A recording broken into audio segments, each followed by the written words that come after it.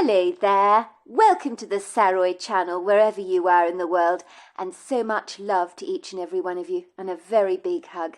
I do hope you're doing remarkably well, and that life is treating you kind, and that you're getting yourself a lovely hot cup of cocoa with something very warm to drink to keep you nice and comfortable and cosy, as of course the weather starts to get colder where you are, and if you live in a hotter part of the world, go and get yourself something refreshing and cooling to drink. So before we get started, don't forget to subscribe to the channel, click the notification bell and the thumbs up, and let's get started with it, shall we? And you're going to enjoy this story. Dear Sarah, and all your lovely listeners, Mrs. Eartha Mackerson twiddled her fingers rather nervously as she glanced out of the large window overlooking the driveway and the viridescent green grass of the front yard, for she knew in 5 minutes' time she'd be interviewing a young lady called Bertha Ferris, and then there would be others to come, as she worked her way through the long laundry list of names that she really didn't want to get through, even though she was left with no choice on the matter but to do this. These were the names of many eager applicants recommended by the agency that had applied for the nanny position on offer. How do I know if I've chosen the right person, she thought to herself, that I can be sure will meet with my exacting standards? What if I've sent someone away that would be perfect for the job, that I failed to see was absolutely right for the position? What if I get it so horribly wrong? The agency can offer me a smidgen of salient advice, of course, but at the end of the day, it all boils down to me making the final choice, and I better get this right. She wondered privately in her heart if anyone would be good enough for one of the most important jobs in the entire world, and she seriously doubted it. She drew in a deep sigh that was so heavy, even her little girl Christy looked up from the Lego blocks she was playing with on the living room floor with her brother, and asked, "Is everything all right, Mummy? Your face looks a bit sad. Are you sad, Mummy?" Eartha shook her head. "Don't you worry about me, love. Of course Mummy's not sad. I'm just thinking, that's all. What are you building over there? That looks very interesting, Christy." "We're building the tallest building in the entire world with these blocks," said her son Benjamin very proudly. "It's a skyscraper." Eartha smiled at her son adoringly, admiring his cherub-like face with the dimples on both sides of his cheeks, along with his wide, earnest eyes. It was hard for her to restrain herself from wanting to hug him, but he was so absorbed in his building project she thought better of it. She watched as Benjamin eagerly laid the Lego blocks on top of each other. The children were so precious to her, and Eartha Mackerson loved the bones of them. They had become her entire life, along with Alice the white cat, that was lying on the sofa watching the kids attentively, with wide yellow eyes, as if rather curious as to what they were building, and probably wondering if she should jump down from the sofa and send all the Lego blocks flying all over the place, causing major pandemonium. And for some unearthly paradoxical reason, she seemed to love causing chaos in her wake and interfering in the kids' games at any given opportunity. It would seem an unfathomable heaviness suddenly seized Eartha's chest. Indeed, it was so compelling, it almost took her aback. Her heart juddered, and she wondered if she was having a panic attack of sorts. She drew in a deep breath to calm down her nerves, as a ripple of hysteria seemed to ascend in her heart like a large tidal wave. For a moment she felt as if she was about to pass out on the spot, but luckily the momentum seemed to suddenly slow down, and thankfully she gained her composure again. Where had this disturbing uneasiness come from, she wondered. Only a moment ago she had felt so upbeat, so positive about the future, that seemed so promising. But now a sense of dread, that was so nauseating, trickled into every cell of her body, as if something within her was suddenly sounding a silent alarm that was telling her to pay close attention. She grimaced inwardly. She couldn't allow any doubts to confiscate her well-thought-out plans.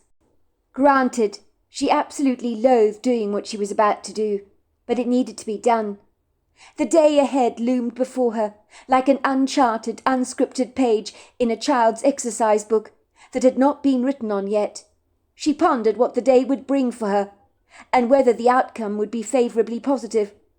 Or would she see her dreams being slashed so abruptly, so violently, like the steak under a butcher's knife? Please, God, she prayed inwardly, let me get the right person for this job. It's crucial I get this right. 2 lives depend on my intuition, discernment, and wisdom. She wondered if other mothers felt as apprehensive as she did about making decisions like this, when choosing someone to take care of their kids.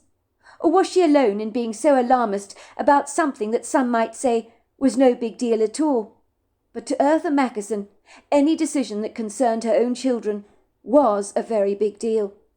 She had spoken to her best friend Rona on her cell, only 5 minutes earlier, about the matter.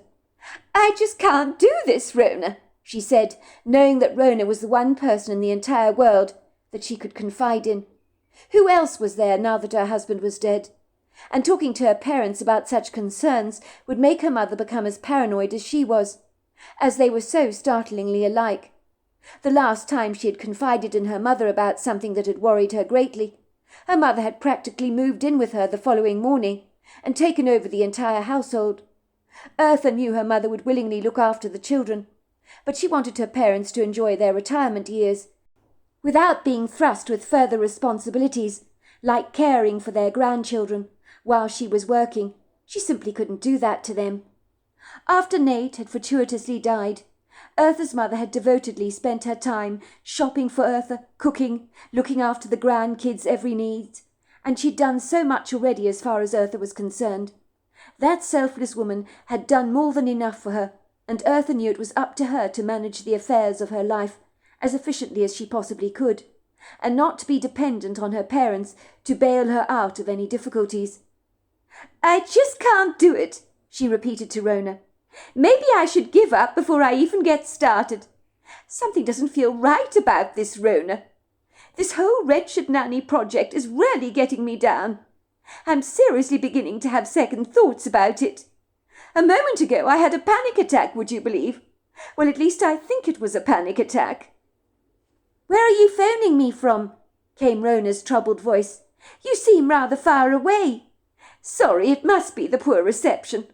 It's probably not a good line, I'm afraid. If you must know, I'm speaking to you from the kitchen at home. The kids are playing with Lego blocks in the lounge. Building, I believe, the tallest skyscraper in the world. So I'm told, by Benjamin, that is." She giggled for a moment. "They're not going to succeed in their goals, of course. I've got a funny feeling Alice, our white cat, is going to sabotage their great efforts and bring that entire building of Lego blocks crashing down quite abruptly by jumping from the sofa onto the Lego blocks. She's done it before. She seems to get a kick out of causing chaos. It's all a big game to her, I suspect. Honestly, that cat is absolutely incorrigible, but we can't help ourselves loving the monster to death. Anyway, I'm talking to you here as I just don't want the children to hear me discuss something that concerns them. They don't even know I'm thinking of employing a nanny, and I'm not sure how they're going to react when I tell them that somebody else will be supervising their needs during the day." She heard Rona sighing with exasperation in the background, amidst the sounds of New York traffic, along with the occasional bellow, probably from a taxi horn. There was nothing quiet about the thriving metropolis of New York, and Eartha knew it all too well, as she'd recently lived in Manhattan herself, and had only just moved to the countryside, but still resided in New York State. This was a choice she certainly hoped would be a wise one. She'd been looking forward to spending a peaceful life, away from the rat race of the city, and she hoped she'd find it here, close to a small rural town with only 5,000 residents, that she thought would be perfect for herself and her kids. She realized that Rona was probably walking down a busy street of the bustling metropolis with her cell phone stuck to her ear as they talked together. She was likely making her way to the solicitor's office, Borkman's Associates, where she worked as a receptionist, among other things. Rona described herself as the general dog's body. She said her boss, Mr. Borkman, even got her to buy his wife's birthday presents for him, which came as a bit of a shocker, but apparently the man had no imagination whatsoever, and Rona was the one who came up with the innovative suggestions for all his wife's presents, And so much more, of course. Honestly, listen to yourself, Eartha, Rona chastised. I predicted you'd react like this. You have the quintessential opportunity that many would dream of. Over the last year you've been through hell and back, Eartha. Of course I recognise that. But you've got through the dark tunnel now. And I know you don't believe it, but there really is a light at the other end. And you need to open your eyes to see it. Because believe it or not, girl, your future's going to be a bright one. I don't think I see any bright light. All I'm seeing is a whole lot of what-ifs. My mind is completely bogged down with them. What if the nanny is completely weird? What's wrong with weird? There are things worse than hiring a weird, somewhat eccentric nanny. That doesn't matter a jot. What matters is hiring someone you can trust with your children. Let's just say if Nate were alive, he'd be encouraging you to do this for yourself. You've always wanted to work from home, Eartha. You've wanted to run your own pottery studio since you were knee-high to a grasshopper. Now you've got the financial freedom to do so. And now you can put your energy into this project. You know what I say, and that is go for it, girl. What have you got to lose? Absolutely nothing. That's the way I see it anyway. What about my children, Rona? I can't stop thinking about them. I feel so dreadfully self-centred and so selfish doing this for myself. Their needs are so much more important than my own. Quit saying you're being selfish, Eartha. If you want my opinion, I seriously think you'll even be a better mother to your children, because you'll be a happier person, and children are receptive to that. They pick up on the moods of their parents, and I would put money on your kids wanting a happier mother every single time. Funny you should say that. Only a moment ago, Christy was asking me if I was sad. She could see how worried I was about something, but I didn't tell her, of course, what it was. But that daughter of mine is as sharp as a tack. What did I tell you? Kids are not stupid, Eartha. They pick up on things very quickly. A happy mother is what every child wants. Let's just say looking after kids day in and day out can be taxing at the very best of times.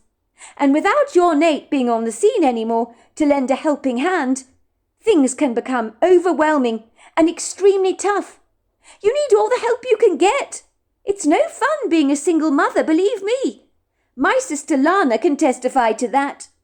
I'm just scared, Rona, about trusting some random stranger with my children that I know absolutely nothing about, apart from what the agency tells me.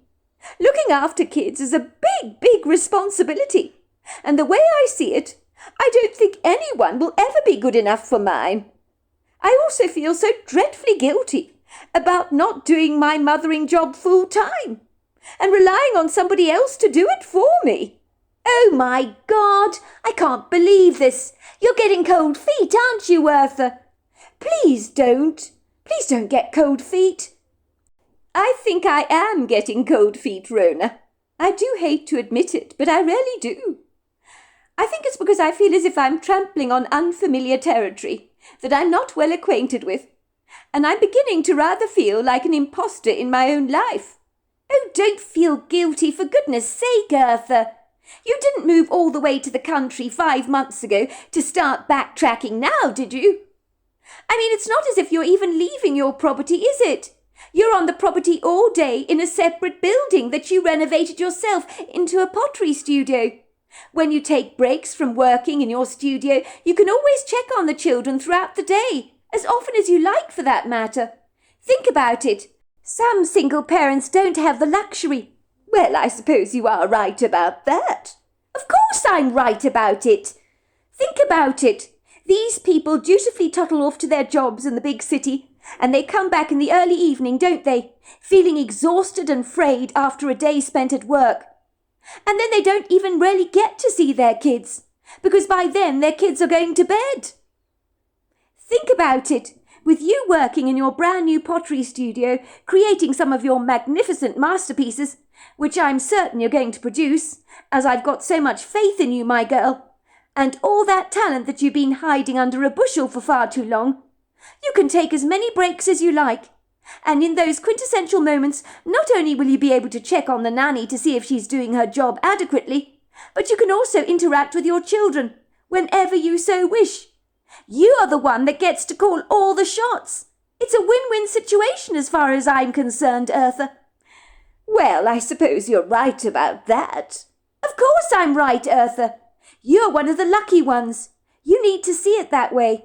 I'm sure there are many single mothers that would dream to be in your privileged position, and on top of it have the opportunity to pursue their dreams at the same time. Your barn has been converted into the most magnificent pottery studio I have ever seen, with an incredible kiln. Do you have any idea how many people are currently working in jobs they abhor, only to be able to afford groceries to put food on the table? It's really tough out there. You, my girl, enviably get to do something you really love. It doesn't get better than that, does it? And you can make a good business out of this pottery, because people adore your work. That tea set you made for me years ago. Everybody asks me where I got it from, because they want to buy one exactly the same. You need to make Nate's life insurance money you received count for something, so that something good may be fruited from this tragedy. I know you're right, Rona. Why do you think I called you? I knew you would speak some common sense to me. But why am I not feeling good about any of this? Why do I have this dreadful feeling? The best word to describe it is a nagging sense of foreboding. Why do I feel like this? Do you think I'm possibly having a premonition? Oh, don't be ridiculous. Do you really want to go there? You're not having a premonition, Eartha, about something bad happening if you hire a nanny. It's natural to feel the way you do. You yourself say you're navigating your life on uncharted territory. It's a new beginning for you, isn't it? Change is terrifying for all of us. You're a great mother, Eartha, you really are. You always have been. You have always put Chrissy and Benjamin first over and above yourself. You gave up your dream to own your own pottery studio and to become a potter, to take care of your children, to be a full-time mother for them, simply because you couldn't afford to pay for a nanny or to have your own studio.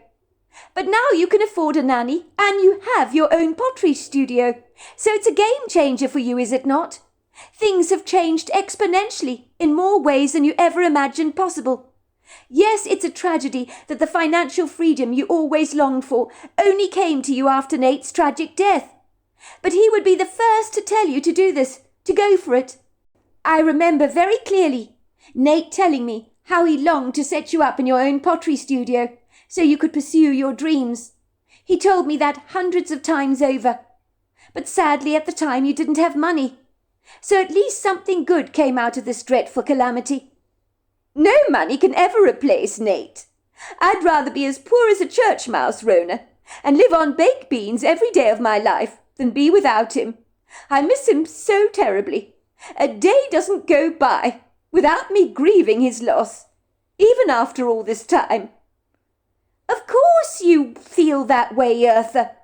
But you know, no matter how long you wish for the chapter in the book to be written all over again, it's already complete and published, if you get my drift.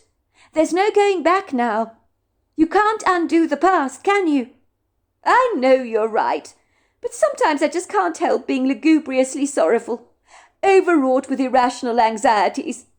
And recently they appear to be getting worse. I worry incessantly about this wretched nanny business.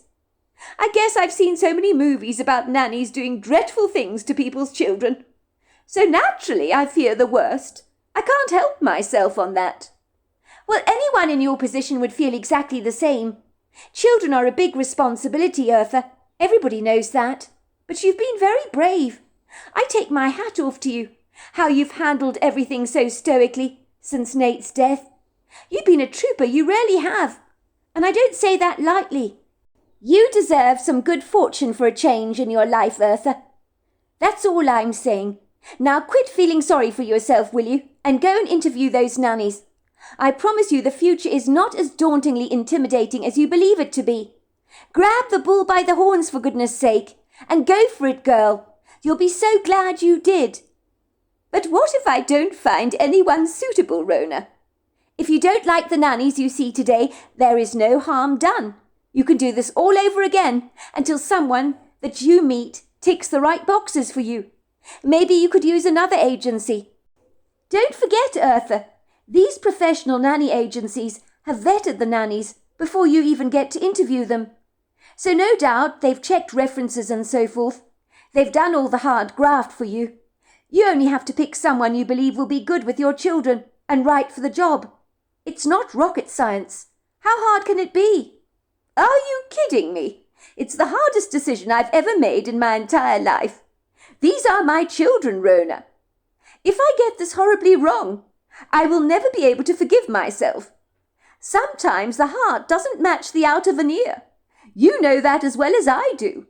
How often have you met someone that on the surface looks to be a very nice, amenable person, and then you realize they're anything but? Look, Eartha, I think you've got great judgment. I mean, you picked Nate out, didn't you? And he was one hell of a husband, so I do think you're extremely discerning. You've always been that way inclined, and enviably so, if I might say. Let's just say out of the two of us, I've been the one that's always picked out the dodgy boyfriends who incessantly cheated on me, messed me around the whole time. Since I've known you, every boyfriend you've had, Eartha, was faithful, reliable, and noble. Then the cherry on the cake was when you married one of the most unbelievably reliable men I've ever met, and that was Nate. I don't think you've ever been cheated on a day in your life, Eartha. You've instinctively always picked out good, solid men. It probably goes the same with any nanny you choose to employ. Look at me. I, on the other hand, can count on my hand how many times my heart has been broken into hundreds of tiny pieces due to my reckless ability to fall for losers. I'm like that kid that went into the candy store, intending to choose the sweet sweets, and ended up with all the sour ones. Don't knock the sour sweets, Rona. I like sour sweets. They can taste pretty good. Eartha chuckled. You are funny, Rona, dear. Don't knock sour sweets. They can taste pretty good, you know. Point taken, Eartha, but I've never been partial to sour sweets myself. But I always seem to pick them out for some reason. For the record, think of the times you've helped me overcome the shipwrecks of my own life, one after another. You've helped me through so many tumultuous times, Eartha, and I truly appreciate it. I really do. I hope you know that. Well, of course I know that, Rona. But it works both ways, does it not? You've always been there for me, and you would have done the same for me if I was falling apart at the seams. I might remind you, over this last year, after Nate died, you've always been there for me, Rona, especially when I've been falling apart at the seams. Like over the last year, since Nate died, you've been there for me every single step of the way, and without you, I honestly know, without a second shadow of a doubt, that I would have quite literally fallen apart. You encouraged me to move away from New York and buy this idyllic treasure of a red brick Georgian house in the countryside, with its exquisite prepossessing views and wood groves of trees. It is so wonderful, let me tell you, to wake up every morning and to breathe in the crisp air, and to see a couple of deer eating the apples under the tree. You were the one that gave me this push that I so badly needed. So because of you, I'm here now. It's a two-way streak, is it not? Friends helping each other out, I mean, and confiding in each other all the time. You're like a sister to me, Rona. You are the sister I never had. You mean the world to me. I can talk to you about absolutely anything. Rona paused for a brief moment, and then said rather gingerly in a muted whisper, I'm just hoping that this second marriage of mine is not going to fail. If the truth be told, I don't actually hold up much hope for things improving. Things were going so well between me and Nick over the last couple of years or so. But over the last 3 weeks, something's really off. Nick's been so evasive, so non-committal, and not terribly affectionate towards me. In truth, I can't remember the last time he actually told me he loved me. He used to say it all the time. Don't you think that's strange? What do you mean? What are you talking about, Rona? I can't believe you are saying all this now. You told me very specifically when you married Nick that you trusted him implicitly. You knew he was not like all the other men that had messed you around over the years, who had let you down by being unfaithful. As for telling you he loves you all the time, Men don't always think they need to tell you they love you. They assume you already know that, or they wouldn't otherwise be with you. As for being evasive, you're probably reading too much into it. Maybe Nick has been extremely busy of late. Perhaps he's rather distracted with projects at work that are consuming his undivided focus. It happens a lot. It happened to me occasionally. When Nate got busy, there were times we became like passing ships in the night. But we always knew one thing, and that was that we loved each other. It would seem to me, Rona, you're expressing as much doubt in your relationship with Nick, who you've only been married to for 2 years, I might remind you, as I am about hiring a nanny. Oh, don't worry about me, came Rona's voice, feigning a counterfeit confidence that she obviously did not feel. You're right. It's not a train wreck that Nick doesn't keep telling me he loves me. But it would be nice if he did. I'm probably worried about being cheated on again for nothing. I just can't shake off the feeling that Nick is doing the dirty on me. Maybe I feel this way because I've never been lucky in love, have I? And after 2 years of being happily married to Nick, I'm already looking for cracks in the cement to show. If my past relationships had not been so tumultuous, I wouldn't feel like this, I suspect. Why are you talking like this, Rona? It's unlike you to sound so down in the dumps about your relationship with Nick. Everything was going so well with him. It makes me wonder if there's something in the water, perhaps. I'm sure Nick is not cheating on you. Where on earth did you get such a weird, bizarre idea from? I don't know, Eartha. I don't know how to explain it to you. It's just a gut feeling, that's all. I've got no proof, of course. I mean, I've looked through all his jacket pockets for receipts from restaurants that he's never taken me to. I've looked for marks on his collar, lipstick marks, and smelt for woman's perfume that might be lingering on his clothes. I've literally been through all his sports things, looking for clues. I've scanned his cell phone for suspicious numbers and messages. When he wasn't looking, that is. But I've found no incriminating evidence at all to suggest that my hunch is right. I feel as if I'm going mad, or as if I'm losing my mind. So there we are. That is the end of part 1 of our story. Part 2 is tomorrow night. I look forward to you joining me then. Until next time, goodbye and good night.